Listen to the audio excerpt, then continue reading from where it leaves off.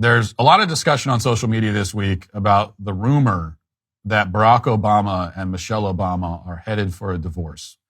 And so far, American media outlets are staying far, far away from this story, as you would expect. But it's all over social media. It was trending on Twitter last night, on X. I was looking for an article about it. And as for American outlets, I found nothing except for this in Yahoo. It says, rumors are rife surrounding Barack and Michelle Obama's marriage, and there's growing speculation that they're headed for a divorce. The couple, who have been married for over 3 decades, have recently garnered significant attention to their personal life. Speculation has intensified after Michelle skipped 2 high-profile events, fueling discussions about the couple's marriage. So she was not at Jimmy Carter's funeral, and she also was not at the inauguration. Now, not being at the inauguration it's weird. It's strange. It looked weird. You know, especially when if you were watching the inauguration, the ceremony, and there's this long process of all of the upper level mucky muck people coming out, and they all walk out slowly, and most of them are paired up, married couples, and then you just see Barack Obama walk out by himself without his wife. It looked really strange. Now that you could explain maybe just by the fact that Michelle hates Donald Trump with a passion, and so she refused to go.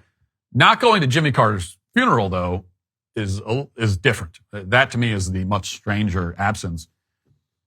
So there's that's fueling the rumors, and then there's also just rumors of people claiming that they have talked to people that are close to the Obamas or in the inner circle, and that's where all this stuff is coming from. And the other part of this rumor, which isn't mentioned in the article, is that allegedly Barack and Jennifer Aniston are now an item. Allegedly. According to the rumor, that's the rumor, that he's cheating on Michelle with Jennifer Aniston. That's the gossip. That's the tea, as the kids would say. I don't know if the tea is correct, but that's what it is. I don't know if any of this is true. I will say that it will be pretty damned hilarious if Barack leaves his wife for a white woman. We don't root for that to happen. I believe in the sanctity of marriage. I don't want anyone to get divorced, even Michelle and Barack. But there would just be so many levels of irony to that and for so many people on the left and so many of the race hustlers who idolize and worship Barack, it would be it would cause such turmoil for them that I admit I would enjoy it. But those are the rumors. I will say personally, and maybe I have no information. I don't know. I don't know anybody, but I find these rumors implausible for 2 reasons. And first, it's hard to believe that Barack Obama is shacking up with Jennifer Aniston because she doesn't seem like his type. If you catch my drift, according to other rumors, Jennifer Aniston is not Barack Obama's type. And I don't mean because she's white. That's not the physical feature that would seem to take her out of the running in the Barack Obama sweepstakes. I'm trying to be delicate about it. Because he's gay. That's the reason. That's allegedly.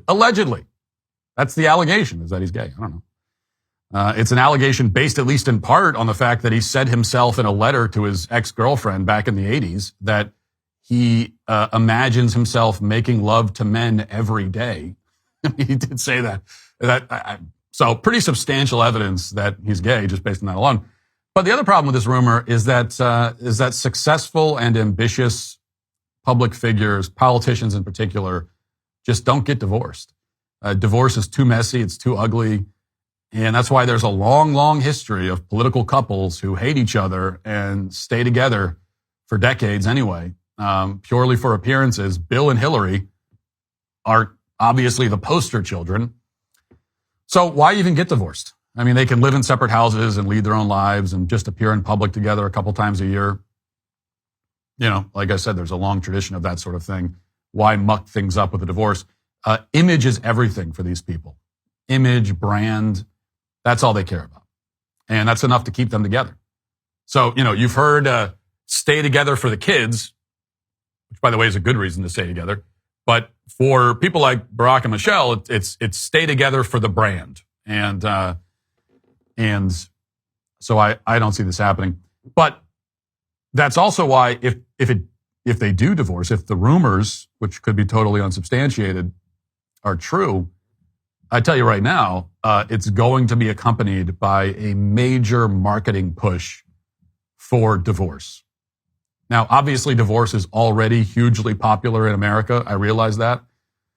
But an Obama divorce means that we're going to see divorce celebrated and promoted in this country like we've never seen before. And we've already seen it happen. But it'll be at a level we've never seen because the media will tell us, like, they're not going to be able to say, oh, well, Barack and Michelle failed in their marriage and they're failures, and that's why they're divorced. Because that's what it means when you get a divorce. It means you failed.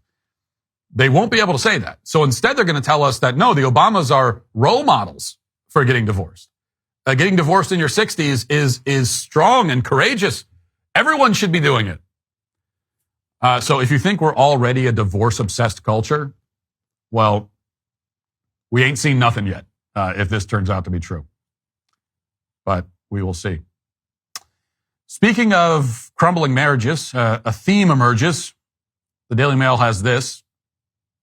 Kamala Harris was all smiles and affection for her beloved second gentleman, Doug Emhoff, in the immediate aftermath of her crushing presidential election defeat. But now that President Donald Trump has been sworn into office, for sore loser Harris, it is now all about the blame game, and her target has flipped to her, quote, dead weight husband.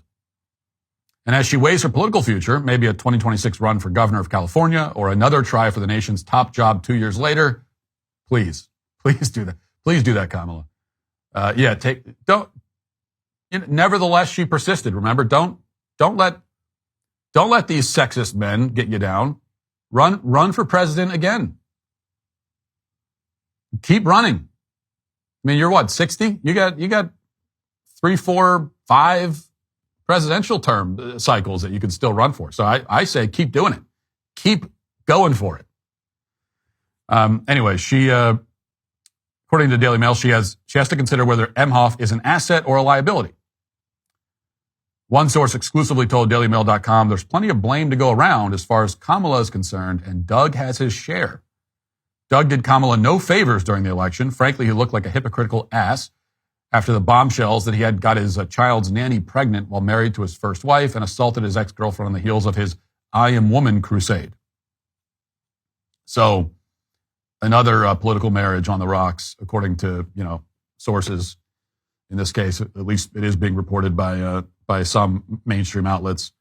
That's the other thing. I'll tell you this, that if Barack and Michelle get divorced, if that does happen, you're going to see a wave of political divorces after that. If they get divorced, then like every prominent political couple in the country is going to be divorced in the next 2 years, because they're going to finally, once they make that okay, then all the rest of them are going to look at each other like, okay, we don't have to fake it anymore. So that's the other thing that's going to happen. But the Doug Emhoff story, I think, is interesting. That there's kind of a lesson here.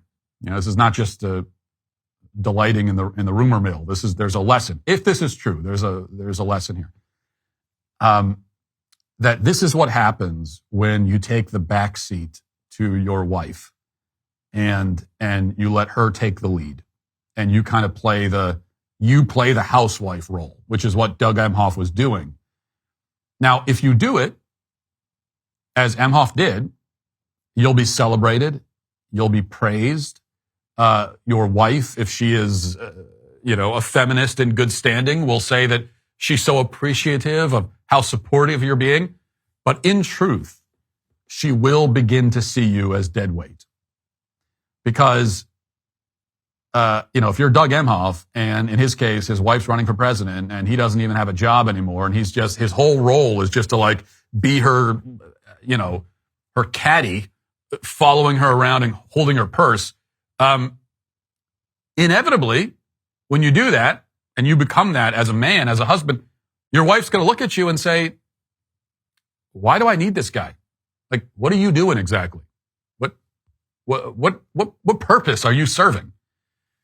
And as much as we might try to pretend that gender roles are arbitrary and meaningless, the fact is that you make yourself useless. You make yourself dead weight if you don't fulfill your quote unquote gender role. And the same thing happens in the reverse. If a man works for a living and he's kind of fulfilling his role as the provider, but he has a wife who, doesn't really cook, doesn't really clean, isn't terribly attentive to the kids, isn't a homemaker. Then he's gonna, he starts to look around and he thinks, well, why do I need this? Like, what is she doing exactly? I wanted a wife and I don't have one. She's not doing any of the wifely things. I'm doing everything. Like, I'm better with the kids than she. I do all this stuff more than she does. And once that thought occurs to him, well, now the marriage is hurtling towards disaster. And so this really goes both ways. And the common thread is that a spouse, isn't living up to the promise, which is implicit or in fact explicit in the marriage vows. No matter what modern society says, no matter what we try to tell ourselves, no matter how we lie to ourselves, the fact remains that when a woman marries a man, she wants a husband. And that means something. Not a business partner, not just a friend or a roommate, not a generic associate who comes along for the ride. She wants a husband. Otherwise, what's the point? And if the husband isn't doing any of the things that husbands were always meant to do, again, what's the point? And so don't be Doug Emhoff. Despite what you were told by the media as a man to model yourself after Doug Emhoff, well, this is what happens. Failure and disgrace. And then you get discarded. That's what being Doug Emhoff gets you. If you'd like to see what else I have to say, you can access my full show by going to dailywire.com or by going to the Matt Walsh Show Twitter page. Hope to see you there. Godspeed.